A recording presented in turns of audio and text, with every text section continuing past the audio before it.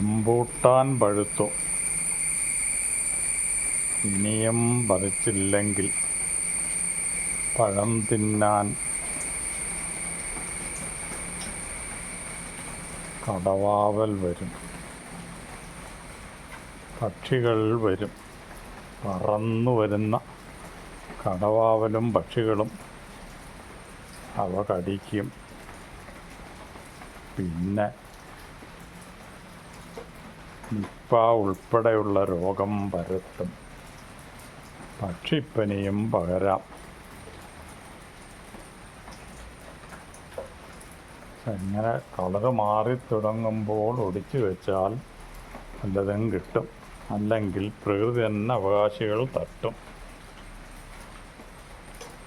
പ്രകൃതി തന്നെ അവകാശികൾ തട്ടുന്നതിന് മുമ്പ് ഒരു പങ്ക് ഇനിയും ബാക്കിയുള്ളത് അവർ തട്ടി തിന്നുവോ എന്തും ചെയ്യട്ടെ.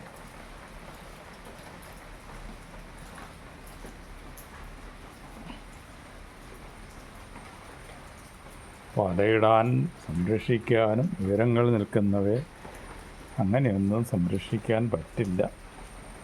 വലിയ തോട്ടുകൾ കെട്ടി ഒടിച്ച് എടുത്തു. വർഷങ്ങളുടെ കാത്തിരിപ്പിന് ശേഷം